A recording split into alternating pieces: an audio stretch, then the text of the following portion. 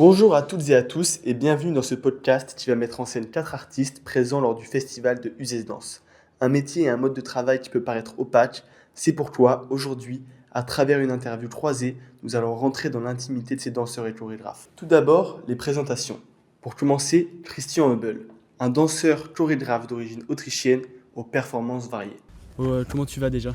Ça va bien, merci. Ok, Et vous, ça se Bah. passe bien? ça se passe nickel. Ensuite, je vais laisser Malika Taneja se présenter.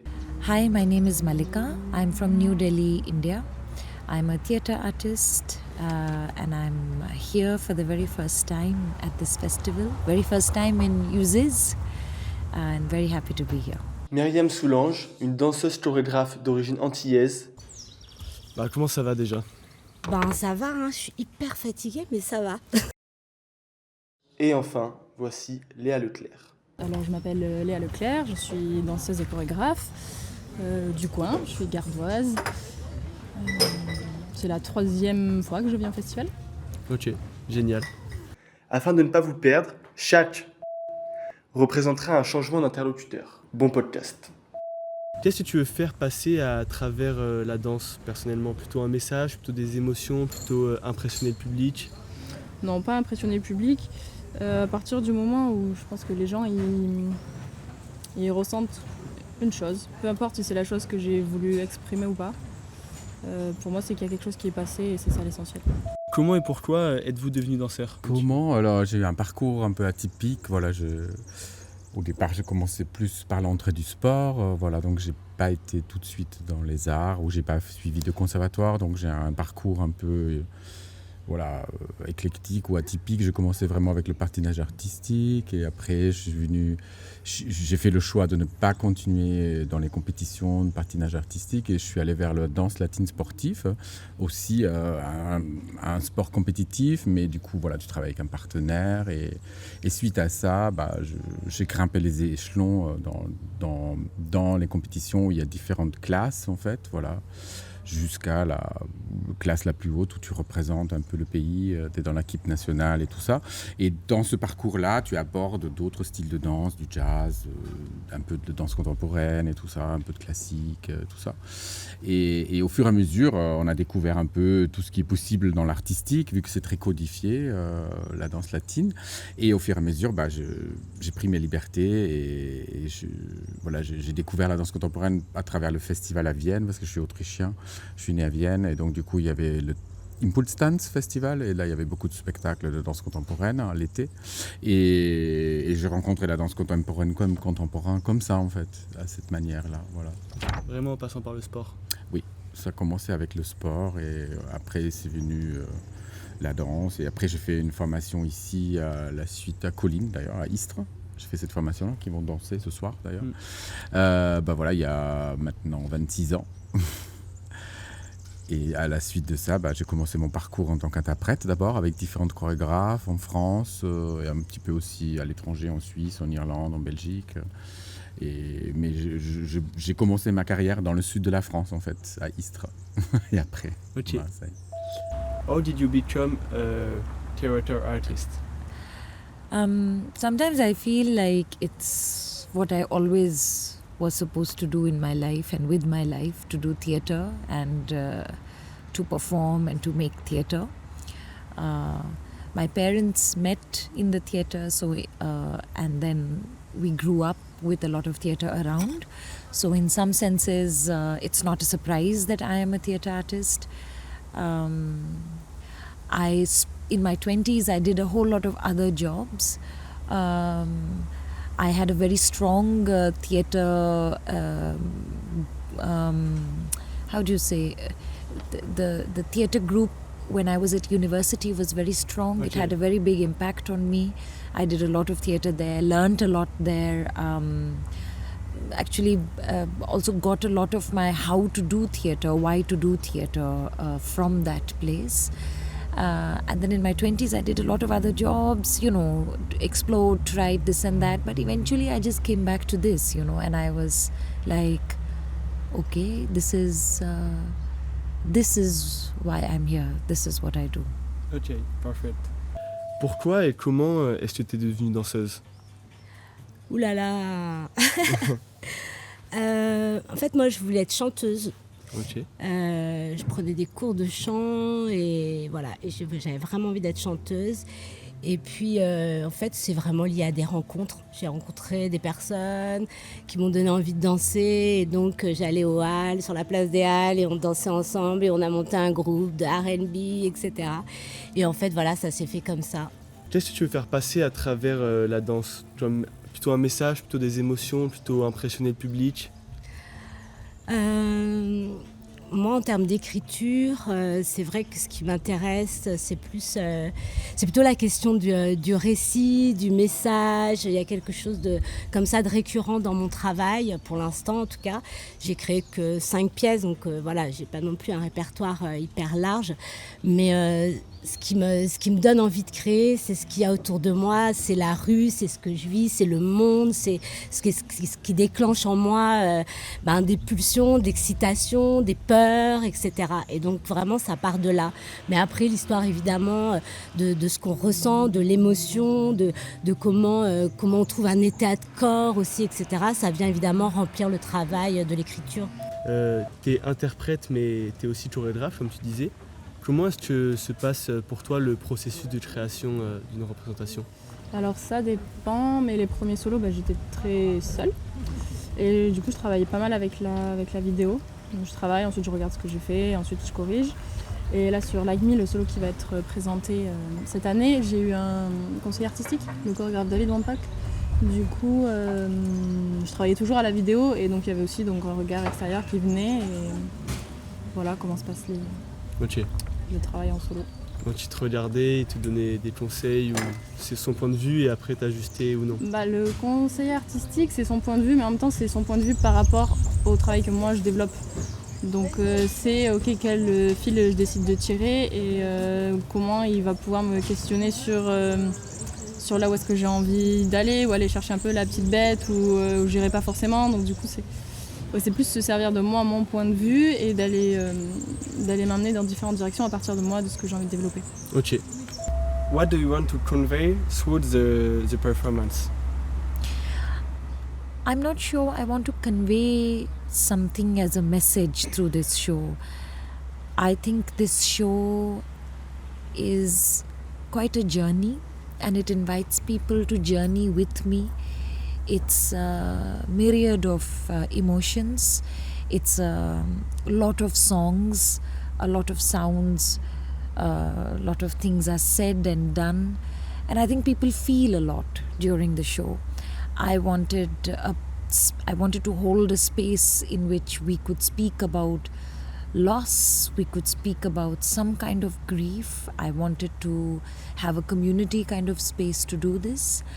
And what better way than to have theatre, theatre, the moment of theatre, when the audience comes in, it's a community, even if it's ephemeral and even if it is impermanent, but it's a community and it has a lot of power, a lot of opportunity, and a lot of possibility. And finally, I think I just wanted to sing and I wanted people to sing with me. What or who is your inspiration? I'm not sure what or who is my inspiration, or if I have one particular person or thing that is inspiring me. I think I'm very in touch with what is it that I want to do, and I try and do that. I think it's very tragic when people are unable to do things that they really want to do. If you have desires, if you have wishes, I think they should come true, I think we should be able to do them. If you want to sing, you should be able to sing. If you want to dance, you should be able to dance. If you want to have a good night's sleep, you should be able to do this. And I'm not sure whether these are inspirations, but I feel the will to do everything that I wish to do. I think this moves me, this pushes me, and this takes me from place to place. À travers la danse, donc aujourd'hui, tu essaies de faire passer quoi? Plutôt un message, plutôt des émotions, plutôt impressionner? Aujourd'hui? Ouais. Non, Oh. aujourd'hui, impressionné plus parce que c'est plus à mon âge.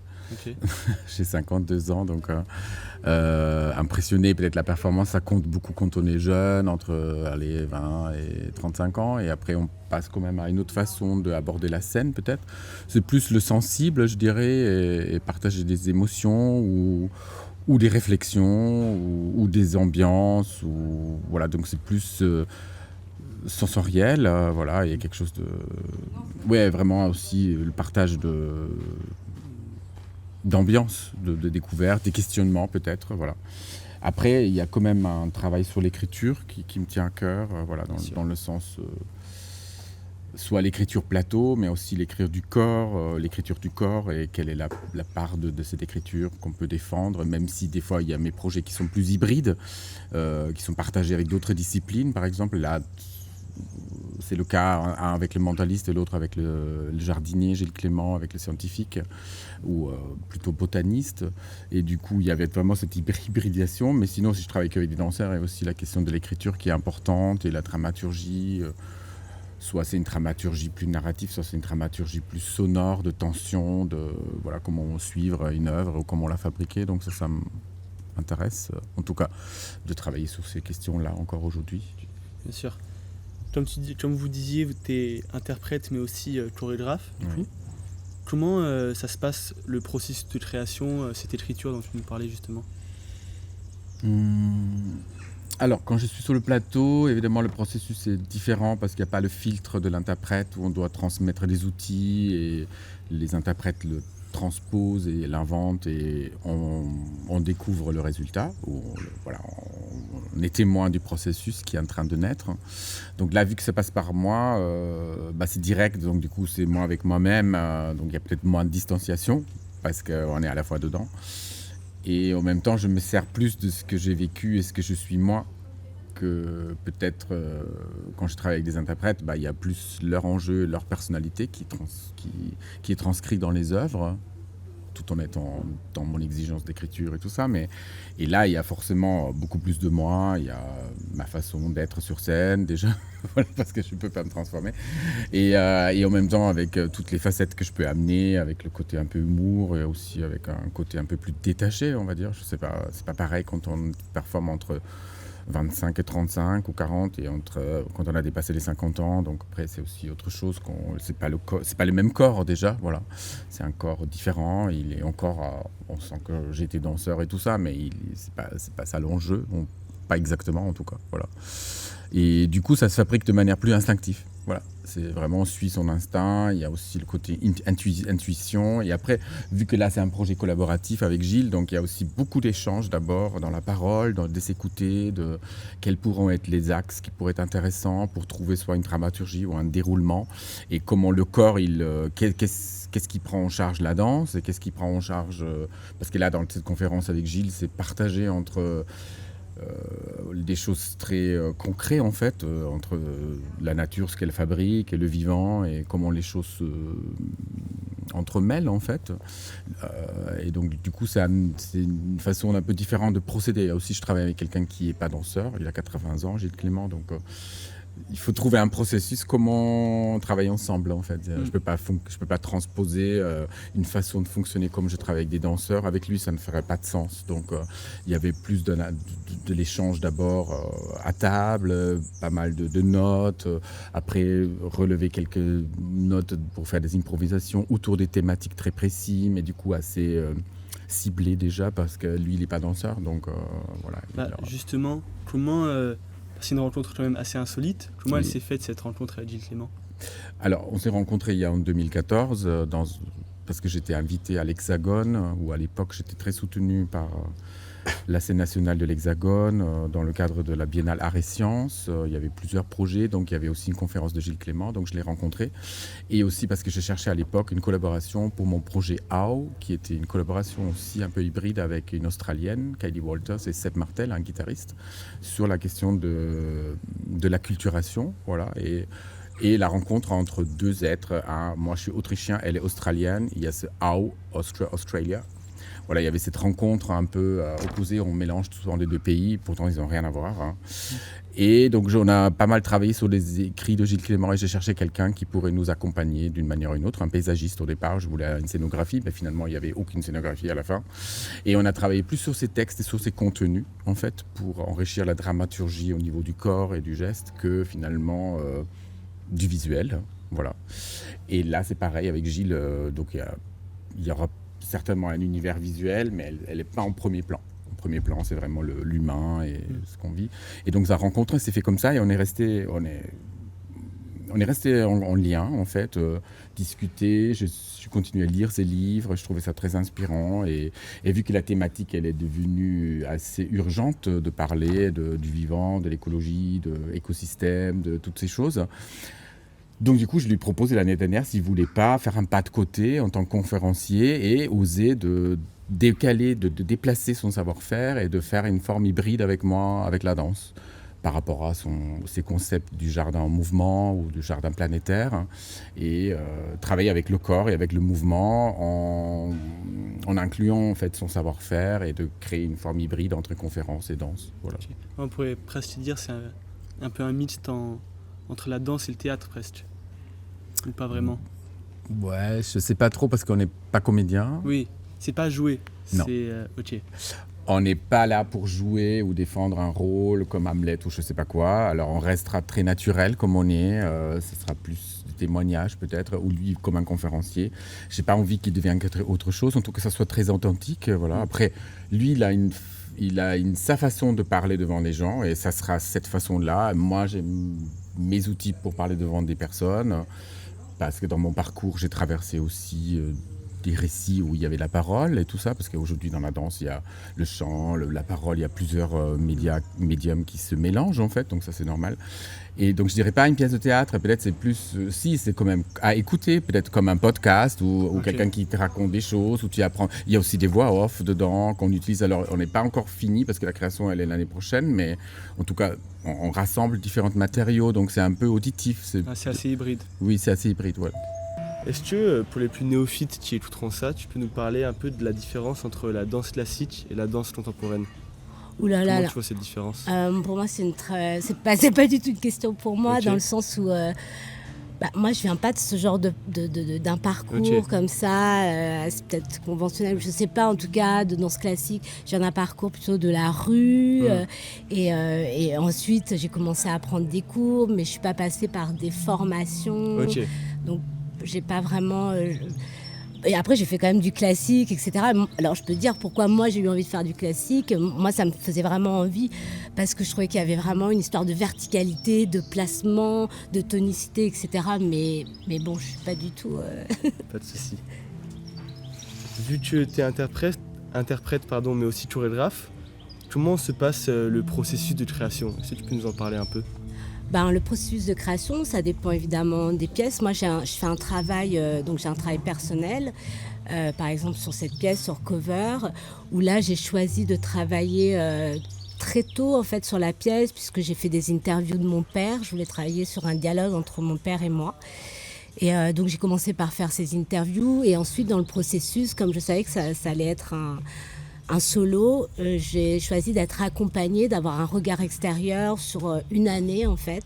Donc j'ai travaillé avec Valérie Castan et voilà, ça fait vraiment partie du travail de l'écriture chorégraphique, de trouver les matières, d'aller pousser un peu l'écriture, etc.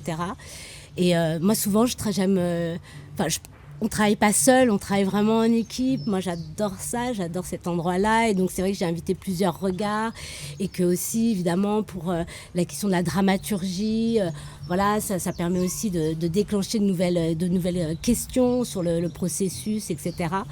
Et aussi, j'ai d'autres projets où là, je travaille en collaboration et j'aime bien cet endroit aussi où on se rencontre avec d'autres chorégraphes ou des plasticiennes et où ça déplace sa propre intention, son propre processus de travail. What is the origin of your representation? Do you know this song? The starting point. I was in search of a voice that was lost very, very, very many years ago. A voice that I was afraid was getting lost because those who had heard this voice were now getting also much older. People were dying. And I think it has been a long-standing desire of mine to capture this voice and to capture the person behind the voice, a person very close to me. And this was really the starting point. But when I started to interview people who knew the person, when I started to try and search for this voice, I realized there's no recording of this. It's a strange thing for us to speak of a voice that only exists in memory, that you don't have a record of, to try and capture a voice that you can't hear, you know. Of course, those who had heard it, they can hear it still today. But for those who haven't, we just have words to go by. It's a puzzle to be solved then. How do you voice this voice? And I think in trying to find this voice, I found my own in many ways, or I refound my own. Sometimes I think I've made this entire piece because I just wanted to sing.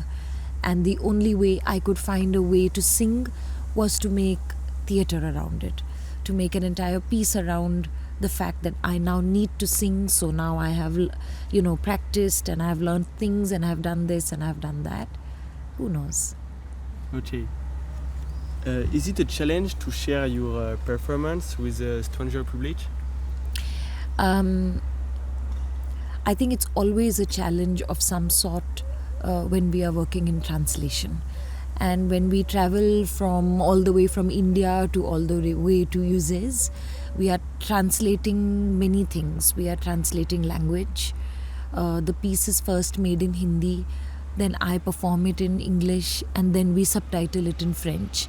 I still sing the songs in Hindi, then it gets subtitled in English and French. There are cultural references, I think, that can't get translated, So there are many things that we try and reach to an audience. Yet with this show, and I think even with my previous shows, I have been surprised and glad that there's something beyond language and cultural references that we are able to speak to an audience, Audiences come to listen to you, even if you are not from where they belong. They want to learn about you. They want to know. They want to hear what you have to say. So somehow we reach them. And when you work with song and when you are trying to convey an emotion, I think we leave things behind. And by the end of this show, I always feel the audience doesn't remain strangers to me, and I don't remain strangers to the audience by the end of these 90 minutes that we spend together. Pour ce spectacle, justement pour Like Me, tu as choisi de parler des réseaux sociaux. Pourquoi tu as choisi ce thème-là en particulier? Parce que je me questionnais sur qu'est-ce qu'on décide de montrer en fait sur les réseaux sociaux et de comment est-ce qu'on met notre corps en scène, est-ce que c'est vrai, est-ce que c'est pas vrai, qu'est-ce qu'il y a derrière ces photos, derrière ces sourires, derrière cette vie parfaite, soi-disant parfaite. Et c'est un peu le point de départ que j'ai pris. Ok. Et pour ce spectacle et pour tes autres solos en général, c'est quoi tes plus grandes inspirations, ou c'est qui tes plus grandes inspirations? Mes plus grandes inspirations, souvent j'essaye de partir justement d'une chose assez quotidienne ou assez simple que tout le monde peut connaître et ensuite de les développer. Donc là par exemple sur Like Me, je suis partie de poses que je pouvais voir sur Instagram. Donc ça a été une inspiration, des photos d'influenceuses. Ok. Et ça dépend en fait, chaque solo a un point différent. D'accroche. Ouais. Ok. Et pour cette pièce, donc Clover, pour toi, est-ce que tu as mêlé autant de types d'art, donc le chant, la parole, la danse, pour toi, ça apporte quoi à la pièce? Pour moi, c'était une évidence puisque donc déjà j'avais travaillé sur cette interview, donc c'est forcément la parole de mon père. Ensuite, mon père, il était journaliste et donc la vie a fait que j'ai pas pu continuer à faire des interviews avec lui. Donc, je suis allée chercher des réponses via des émissions de radio qu'il avait faites. Donc, encore une fois, un autre média. Et que moi, j'ai commencé, on va dire, l'artistique par le chant, puisque je voulais être chanteuse. Et donc, j'ai passé passé une audition pour être le cover du groupe Technotronic à l'époque. Et donc voilà, c'est ce qui m'a propulsée sur la scène et que je trouvais... Évidemment, c'est un récit autobiographique, donc tout ça, ça fait partie du récit, ça fait partie de mon histoire. Donc c'était évident qu'il y allait avoir cette parole, ce dialogue entre lui et moi, qu'il y allait avoir des moments de cover, des sortes d'imitation, d'interprétation, de se réapproprier sa propre histoire, etc. Ok, tu nous as déjà apporté un élément de réponse, mais pour toi, ce nom cover? Cover, c'est ça. Dans l'industrie du disque, le cover, c'est une forme d'imitation, en fait. Et donc, moi, quand j'ai passé cette audition, Technotronic, c'est une sorte de produit commercial. Et en France, les producteurs cherchaient qui pouvait justement représenter ce groupe. Et donc, par région, c'était un truc par région. Et donc, moi, j'ai fait cette audition et j'ai joué après dans des énormes salles en étant le cover du groupe Technotronic. Donc, évidemment, je chantais sur ma propre voix, j'ai enregistré en studio, etc. Mais c'est une forme de fake, en fait. Il y a quand même une idée comme ça où tu fais du semi-playback, le manager te dit faut parler en anglais, ça va être quand même beaucoup plus exotique, tu vois ce que je veux dire. Et donc, voilà, il y a tout ce truc-là quand même qui était assez fou parce que j'étais très jeune et que c'est quand même un kiff. En fait, on se retrouve sur cette scène, etc. Donc voilà, mais c'est vraiment ça le cover et c'est ce qui est vraiment aussi dans la construction de la pièce et à chaque fois de trouver d'autres interprétations de quelque chose et notamment de cette chanson Technotronic où là je l'investis dans un univers complètement autre. Ok, trop bien. Et est-ce que le regard de Gilles Clément, qui du coup est paysagiste, a fait changer ton regard sur la danse, sur la chorégraphie et tout ça? Est-ce que ça t'a fait remettre en question certaines choses de comment tu vois une représentation Alors dans ce projet spécifique, il y a un peu plus de souplesse et de aléa qui arrive parce que lui, il n'est pas danseur et donc du coup, il y a beaucoup de choses qui vont... Il y a une trame, mais en tout cas, on est en train de trouver la trame et après, il y a des choses qui sont en train de s'inscrire dans le présent et ça sera toujours un tout petit peu, on va dire, différent. Ça ne sera pas aussi figé qu'une écriture peut être figée parce que déjà, on n'est que tous les deux. Et on se permet aussi d'avoir cette espèce de chose un peu imperméable, voilà, pour qu'il y a le vivant qui est présent et pas qu'on a l'impression qu'on est des robots qui citent des choses. Et des fois, voilà, aussi dans le placement, peut-être il y a plus de souplesse, est-ce qu'il est à droite ou à gauche, parce que du coup, Gilles... Pour lui, ça ne fait pas autant de sens que toujours être au même point exactement. Donc, il y a plus de... de liberté. Exactement, pour lui. En sachant que c'est quand même précis, mais c'est une autre façon d'aborder le plateau. Okay. Voilà. Parce qu'il découvre, en fait. Il le dit, moi, je ne suis pas danseur. Donc, voilà, il est aussi dans cette découverte par rapport à la pratique de la danse. Et en plus, il veut jouer le jeu. C'est des choses, certes, très simples, mais c'est assez touchant, quand même, je trouve, dans les choses qui s'aventurent. C'est un peu plus authentique. Exactement, ouais. Ok. Oui. Une question un peu plus personnelle et plus généraliste. Comment tu te sens à la fin d'une représentation? T'es plutôt content, satisfait, le stress qui redescend, comment ça se passe? À la fin, en général, ça dépend des contextes. Déjà, il y a des contextes différents, donc il y a des moments où c'est un soulagement parce qu'il y a peut-être un peu plus de temps, pas de tension, mais d'attente ou de cadre et plus, on va dire... professionnel de la scène, du coup c'est une autre façon de l'aborder et quand c'est par exemple on joue je sais pas dans un théâtre où je sais que c'est pas forcément toute la profession qui va être là, du coup c'est une autre façon d'aborder la scène et c'est une autre rencontre un peu, je veux pas dire qu'un vrai public mais c'est un autre public du coup qui c'est pas la même façon de communiquer et c'est aussi pas les mêmes énergies qui circulent entre les deux choses donc mais souvent on est plutôt content et voilà on est soulagé, il y a quelque chose un peu une satisfaction. Ok. Bien sûr.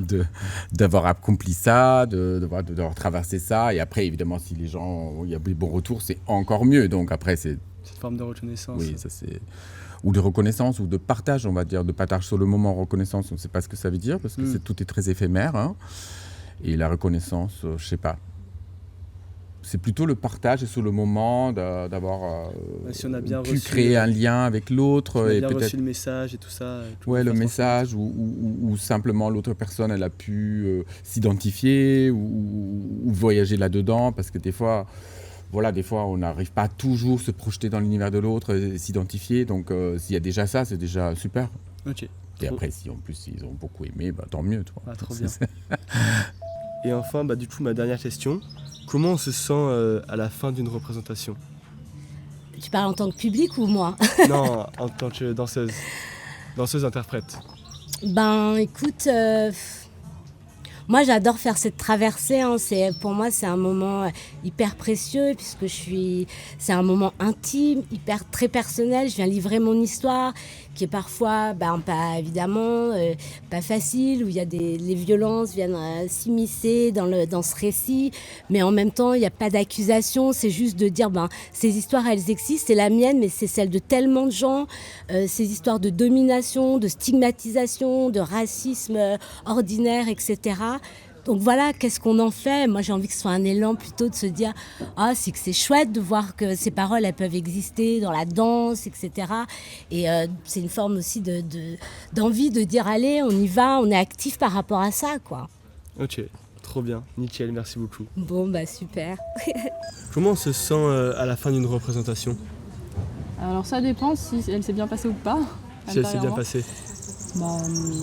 Bien, ça sent bien. Ok. On se sent soulagé? Je suis pas sûre que ce soit le mot soulagé, mais en tout cas il y a une chose qui s'est passée et c'est agréable. Ok, nickel. Et pour clore cette rapide interview, est-ce que tu as un mot de la fin, un remerciement à faire passer? Un remerciement à l'équipe du festival de m'inviter pour cette 3e fois. Ok, génial, merci beaucoup. And for the last question of the interview, do you have a last word for the end? Please come and watch this show. That's what I would say. Come and sing with us, laugh with us. Maybe you'll cry with us. I think the show is something that resonates with people everywhere for different reasons. My reason to do this will not be your reason to relate to it, but they are all there. It's open to you and we are open to you. I think there is beauty, power, strength in being able to sing together, which we will. I think there is a lot of joy in being able to do this, and I think it's also very required right now to do this community building, even if it is for a short while. So I hope to see lots and lots of people at the show. Ok, thank you. Very powerful. Et pour finir, est-ce que tu as un mot de la fin, un remerciement à faire passer pour clore l'interview? Remerciement. Moi, je voulais remercier déjà le festival et toute cette organisation, à Émilie, à son équipe, que c'est un festival un peu atypique parce que on est dans l'espace public et en même temps dehors, dedans et je sais pas, il y a un truc un peu plus simple aussi avec les gens, parler, moins formel peut-être que dans des salles. Du coup, il y a une chouette circulation et c'est super d'avoir pu témoigner, d'être présent un peu avec l'équipe et de vivre ça. Ça fait un moment que je suis pas revenu à Uzès. J'y étais à tout mon début de carrière avec Colline en 1998. Voilà. Avec Colline, j'ai dansé pas sur la scène, mais dans la ville. Voilà. Et de revenir, c'est assez émouvant. Voilà. Après toutes ces années, du coup, c'est chouette. Merci à toutes et à tous d'avoir écouté ce podcast jusqu'au bout. J'espère qu'il vous aura permis de voir à travers les yeux des danseurs, de comprendre ce monde-là, et bien sûr, qu'il vous aura donné envie de venir voir de la danse et de danser.